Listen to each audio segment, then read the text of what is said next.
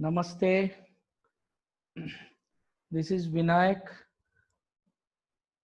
I am back with a new chapter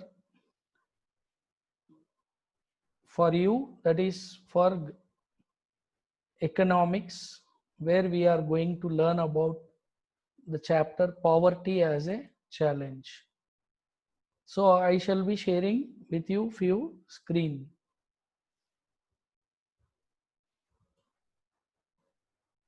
Poverty as a challenge. You all know about what is poverty. And poverty as a challenge. Challenge means it is like a very big, difficult task. So, how do we see this poverty as a challenge? We are going to learn few case studies also, few as examples, and these case studies.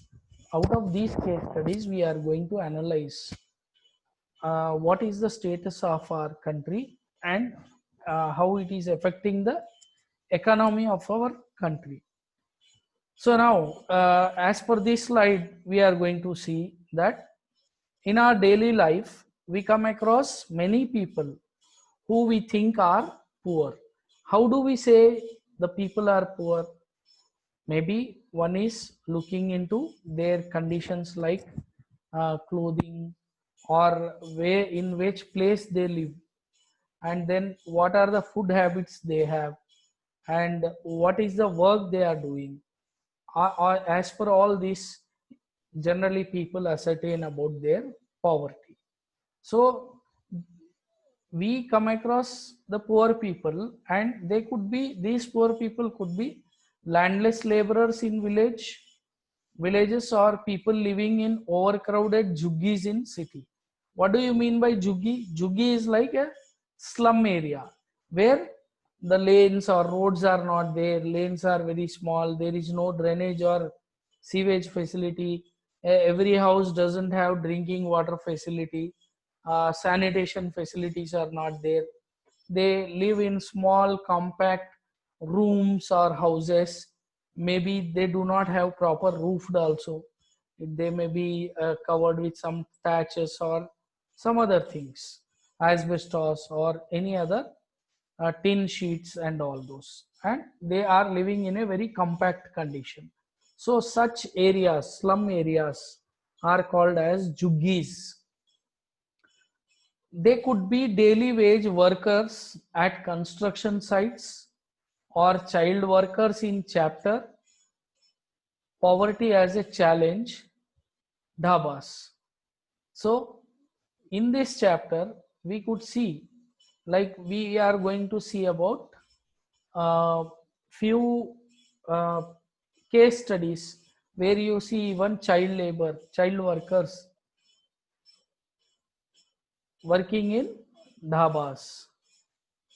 They could also be beggars with children in tatters. Tatters means they might not have any proper clothes, or they will be in a very shabby conditions. Such children are called in tatters. We see poverty all around us. In fact, every fourth person in India is poor. This means roughly 260 million or to 26 crore people in India live in poverty. This also means that India has the largest single concentration of the poor in the world. This illustrates the seriousness of the challenge. That is, we might say, as India is second largest in population of the world, and in that we have almost 26 crore poor people, means we have lot of poverty, which is a very serious challenge for us. See some of the slides you see. Now we are learning about story of Ram Saran. Story of Ram Saran is, what is his life? 33-year-old Ram Saran works as a daily wage laborer in a wheat flour mill near Ranchi in Jharkhand. He manages to earn around rupees 1500 a month. You see how much low income he is having. Per month, he is earning only 1500 rupees and he works every day.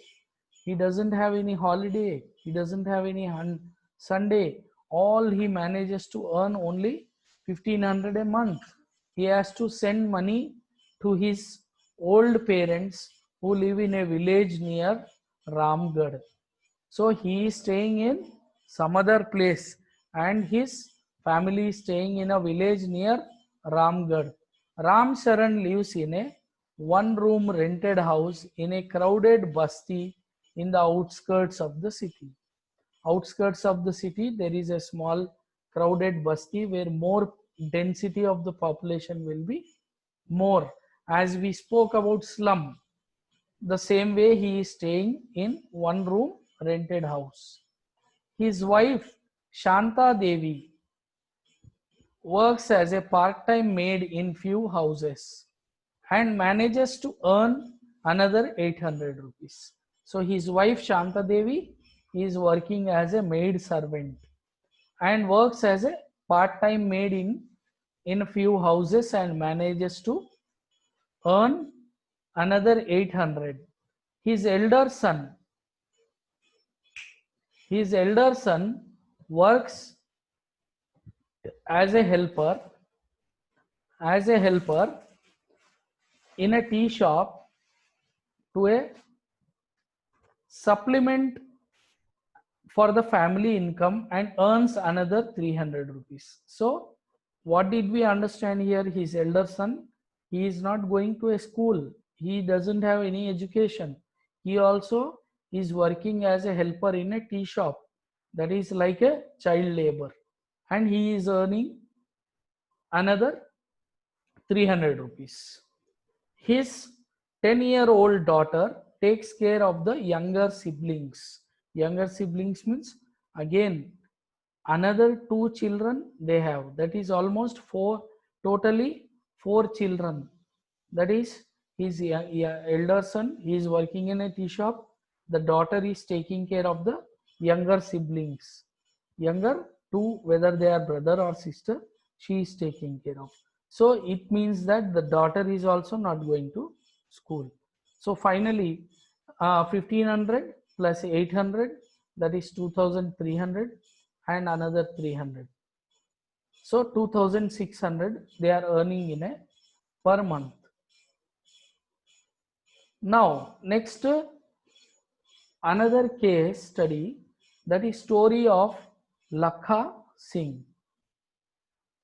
Lakha Singh belongs to a small village near Meerut in Uttar Pradesh. His family doesn't own any land, so they do odd jobs for the big farmers at times. So what do you mean by here? They are doing odd jobs for big farmers at times. At times means it's not a regular job. So whoever wants any work, he is going and doing for that jobs like a daily wage earner, but he is not having a fixed job. So it is like a seasonal job. They get paid for rupees 50 for a hard day's work.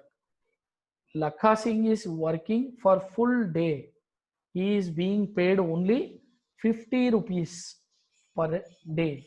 The family of 8 cannot always manage 2 square meals a day. 50 into 30 days, suppose 1500 again. So with the 15 that is, yeah, 1500 rupees.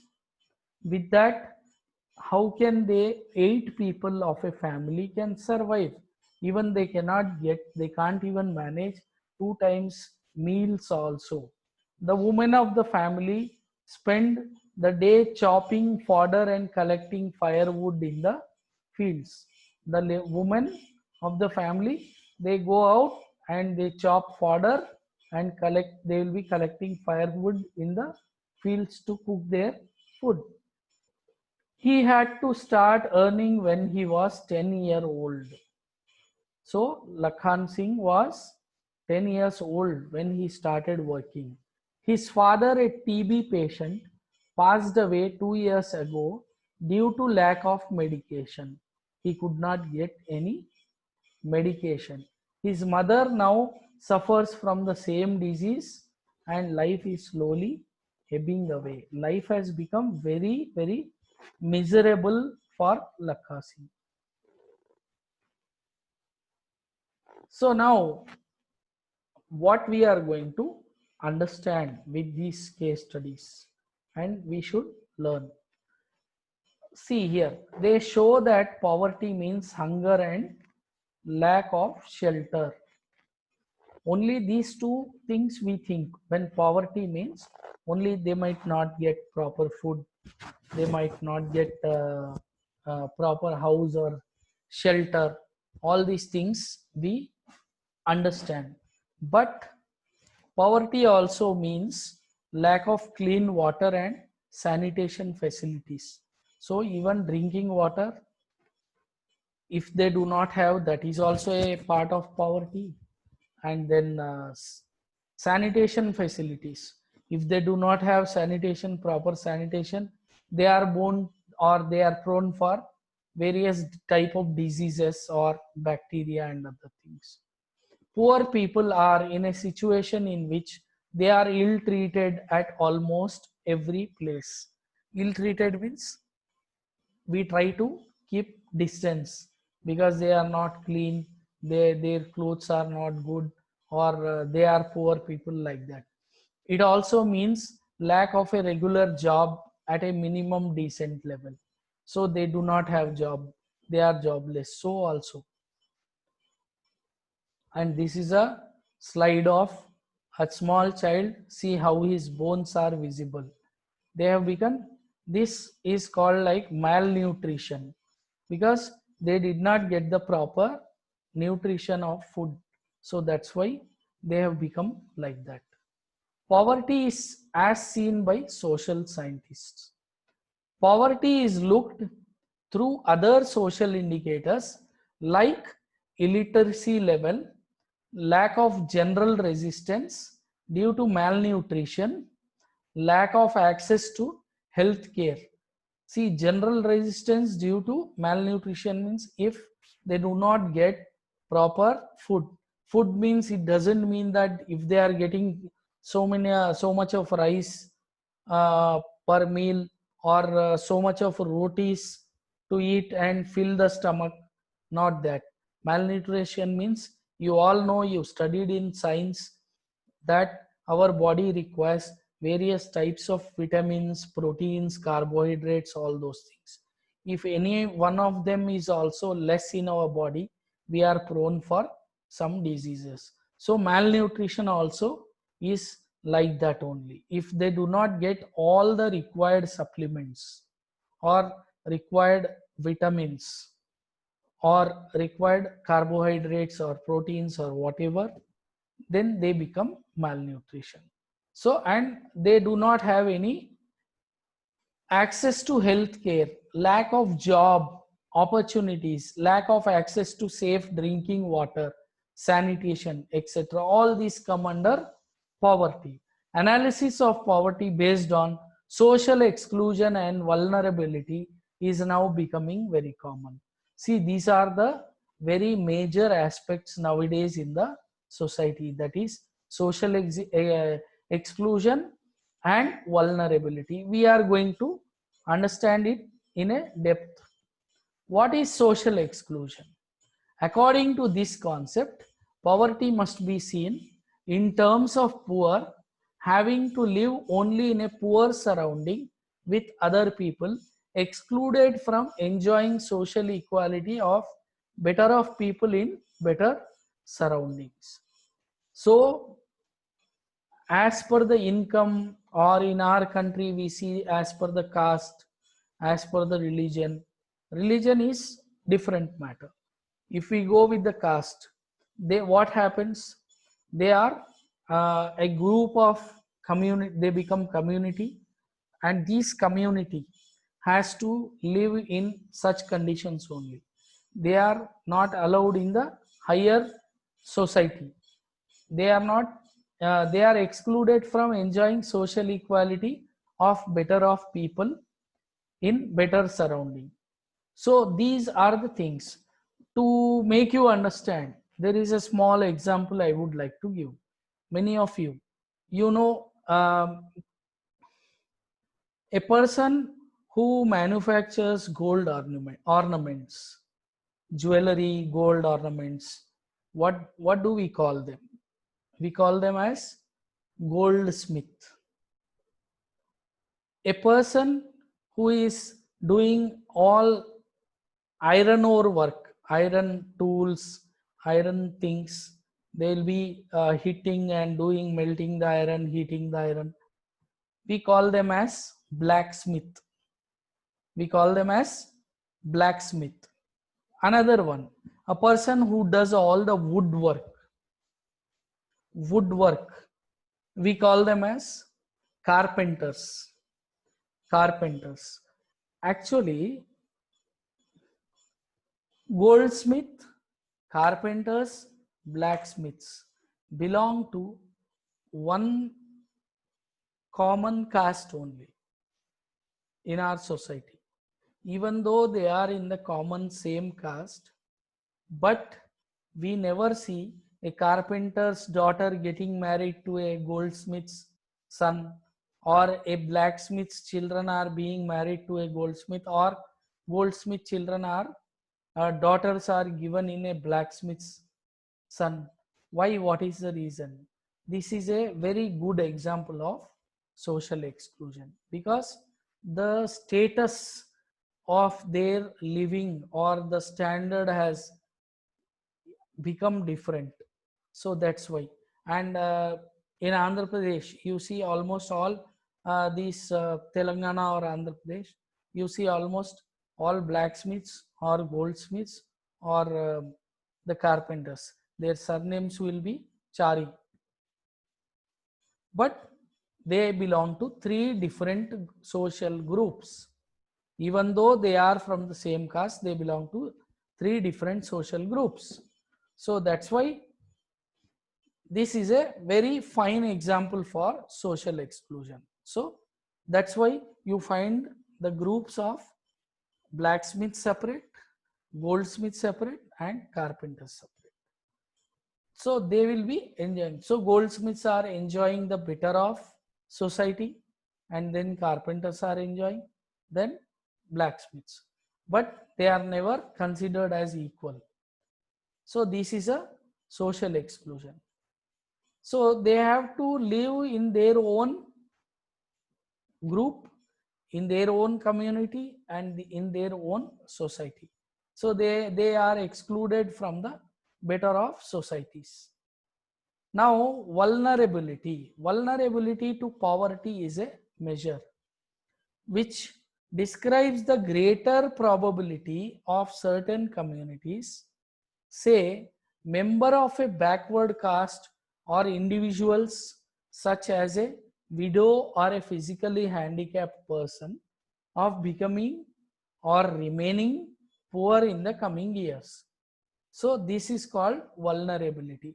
This is not like a born poverty, but suddenly they come to a stage, they come to a poor stage. That is vulnerability. So now see, probability of certain community, say member of backward caste, they are not born rich or poor or something, but when they are born to a backward class people, so they remain backward only. So such, that is their vulnerability, they cannot do anything. And individuals, widows, see, one example I will give you, like what I have seen personally. What is an example? Just I have seen a family, a man who was very happily married, and he had very good, beautiful three children, all small kids. One was 6 7 years, and one was 4 years, and one was just born 5 to 6 months. And he had a very beautiful wife, but unfortunately she was not much educated, and she was a housewife. And husband was good, very good and rich person, with who was having good money and a very good shop, and he was a very skilled tailor. He was stitching clothes, and he had a very good name and fame in the area where he was one of the good tailors. So one day, one fine day, suddenly he got some health issue, and suddenly, without even any problem or a complaint, suddenly he died. He collapsed and died due to a cardiac arrest or heart attack. So what happened? Once he died, slowly his wife, she could not do anything. She could not work. She was not a skilled person. She was not educated. So all the money what they used that for few days, and then later on there was no money for them. A small house was there that they had to sell off and stay in a rented house, and the children were growing. And then suddenly that widow, she had to work as a daily wage earner in a factory. She used to go every day and work and come back. So elder daughter, she stopped her to sending her school to school, and she had to take care of the younger sister and brother. This way they had to struggle the life, and the rich middle class people, they became poor. So this is called as vulnerability. Vulnerability means that suddenly, or maybe in the coming years, they are becoming poor. So now, what is poverty line? A common method, every country, in our country, we need to measure our poverty line. A common method used to measure poverty line. Poverty is based on the income of 32 economic consumption levels. 32 economic consumption levels. A person is considered poor if his or her income or consumption level falls below a given minimum level necessary to fulfill basic needs. Means here a person is considered as poor if his or income or consumption both fall below the given minimum level. Minimum level who will give? The government will give. Necessary to fulfill the basic needs. Are they able to fulfill their basic needs? What are basic needs? That also has been fixed up. So in this way it is calculated. What is necessary to satisfy the basic needs is different at different times and in different countries. The present formula for food requirement, which estimating the poverty line, is based on the desired calorie requirement. So now present formula for food requirement. See, just we were discussing only eating of rice or rotis doesn't make you healthy. Quantity doesn't make you healthy. Quality is required. Quality means how? As I told you, all the vitamins are required, all the minerals are required in our body, all the salts are required. So whether they are being taken by the people or not, that is very much desired. So we call it as calories. The calorie requirement is calculated.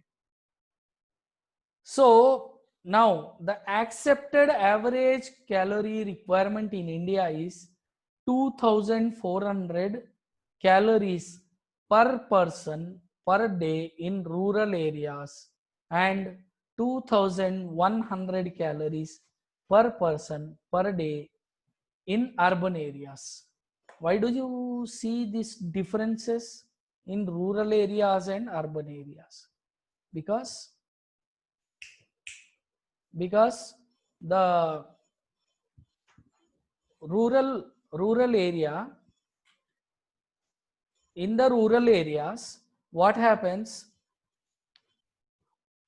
the people work very hard, physical work is more, so that's why their food intake will be more, and their usage of the salts minerals is more, and they sweat a lot, or what do you say, they spend more calories of energy than the people living in the urban areas. So 2100 calories per person per day in urban areas is sufficient, since people living in engage themselves in more physical work, so calorie requirement in rural areas is more than urban areas.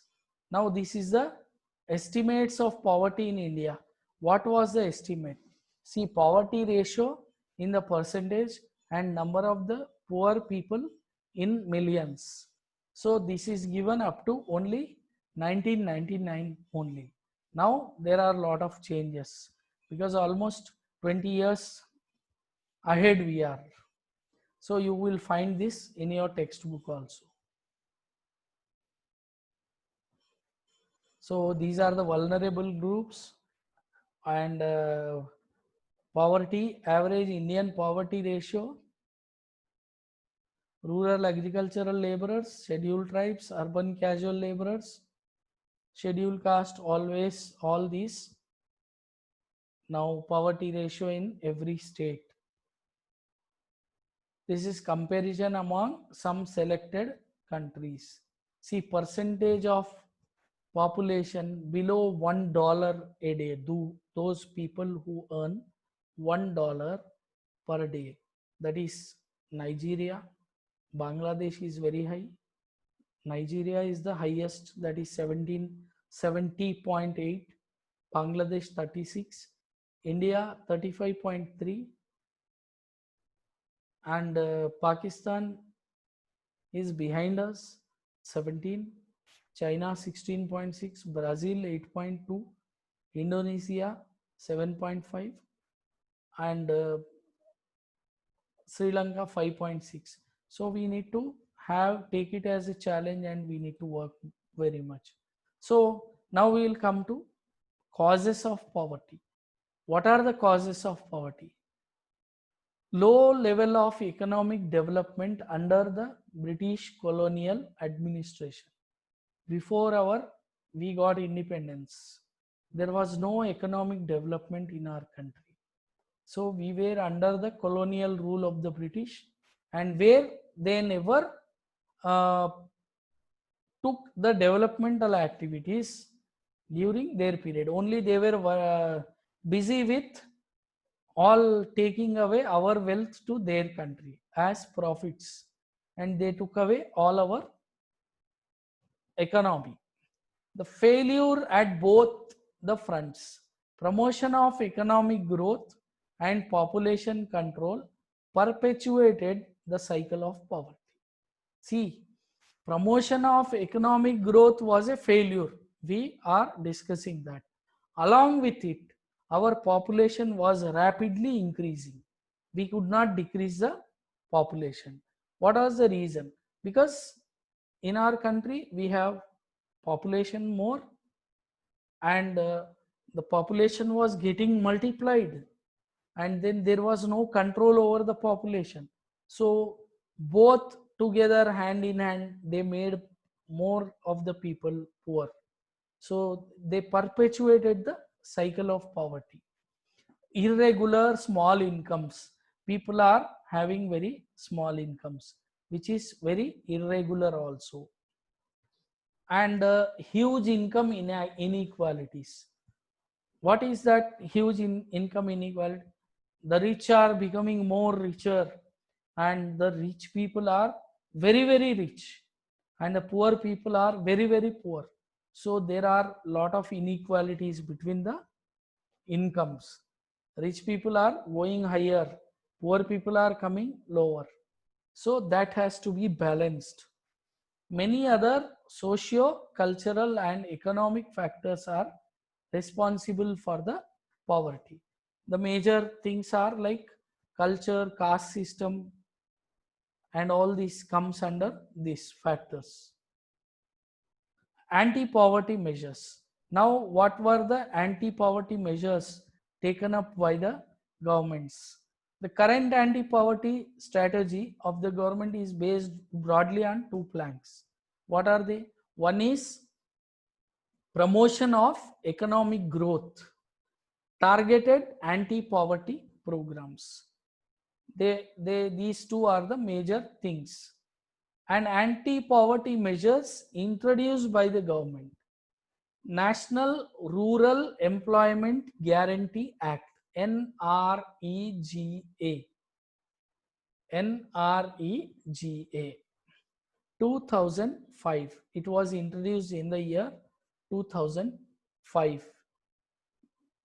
National Food for Work Program, NFWP, which was launched in the year 2004.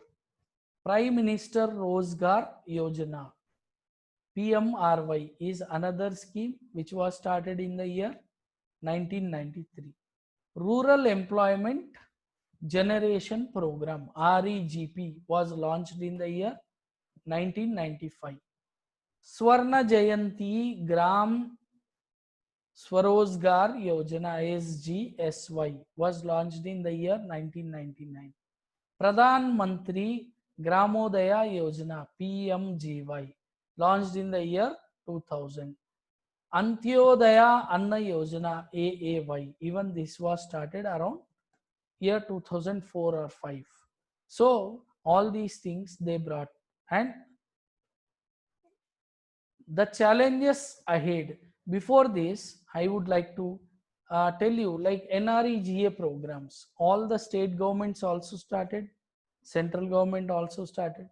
What they are doing, they are giving a guarantee for the employment of minimum 100 days in a year for the unemployed people. They are giving a guarantee, compulsorily they are giving 100 days employment in a year. And if the government doesn't give that much of employment, then the government will pay the wages even though they have not given the work. Some fixed wages they are paying. So that's why these are all employees minimum guarantee act. They are giving employment minimum guarantee act. So challenges that still remain: providing health care, education. So if you want to remove the poor people and bring them to a standard, what are the major things are required? One is we have to provide health care, education, that is most important, and job security for all, so that they will earn and live with proper food. And achieving gender equality, that is gender equality also is the major thing. What is gender equality? About the difference between men and women. Men and women nowadays, women also are almost working equivalent to men, but we had lot of gender inequality since age old times, because our system or traditions are have been made like that. So but now present scenario, women are almost equally working with the men. So that's why that gender equality should be there. And dignity for the poor, they should be given respect, they should be given identity, so they will get their own dignity. These will be ever big task, always these are the biggest tasks. See the way how people are living. But despite the progress, poverty reduction remains India's most compelling challenge. Wide disparities in poverty are visible between rural and urban areas among different states. So there are wide differences in the poverty which in various states, as well as again there will be a change in the rural and the urban areas. Certain social and economic groups are more vulnerable to poverty. Poverty reduction is expected to make better progress in the next 10 to 15 years.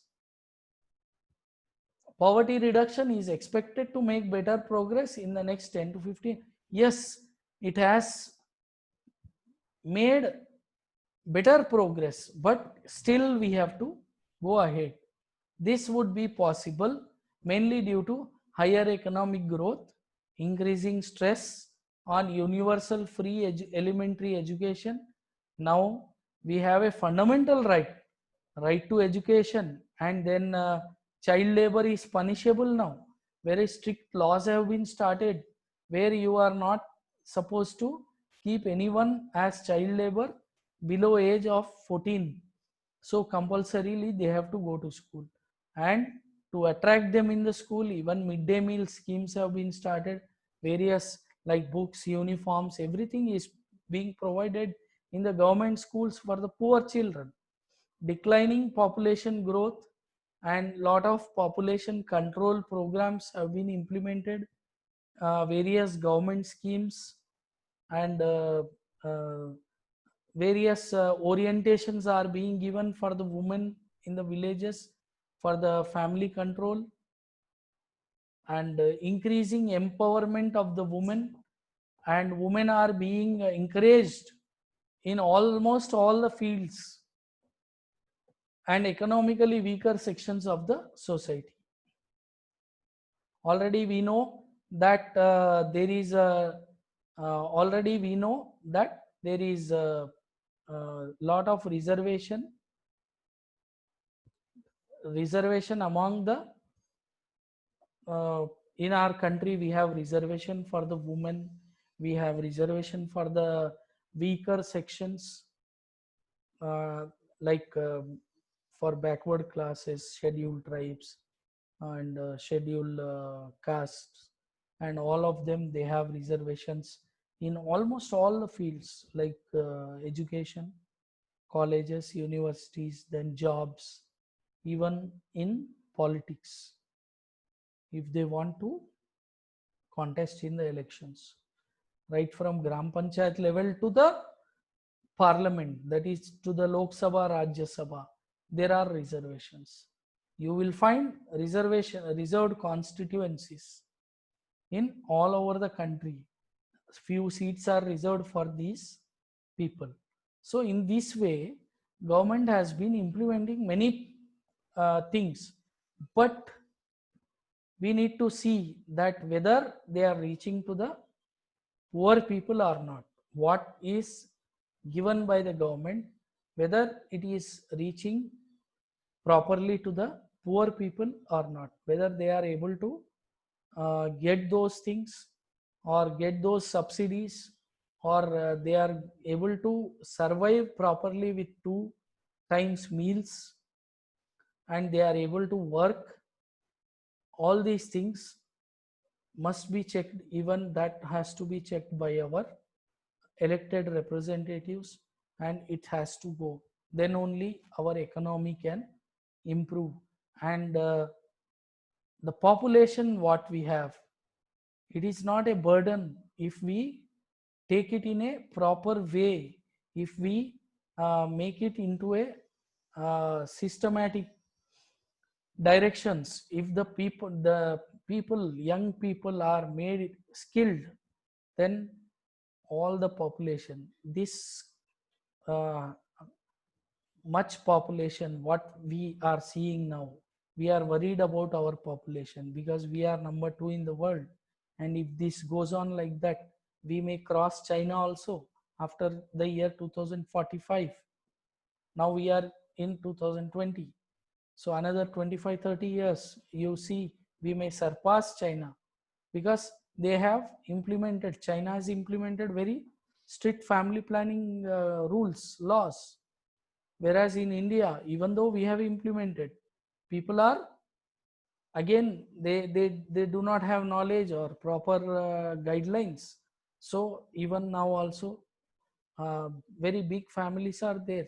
So all these things have to be controlled, and they have to be given all the knowledge, and we need to control and make all the population as human resource, by which we can bring lot of changes in the society, and definitely our economy will increase. And today our Indians are spread all over the world, and all the major countries, like we are seeing software and medical field, everywhere in the top positions we see our Indians only in there, in those fields. So that's why all the professions, you see the top highest positions, Indians only are working, like in Europe, European countries, or in American country, etc. So we this topic, you need to go through your textbook properly. You have to study the textbook and underline all the key points, key sentences, and then go through the textbook and prepare your uh, key points and note down, and then it will be useful for your learning and understanding. Thank you.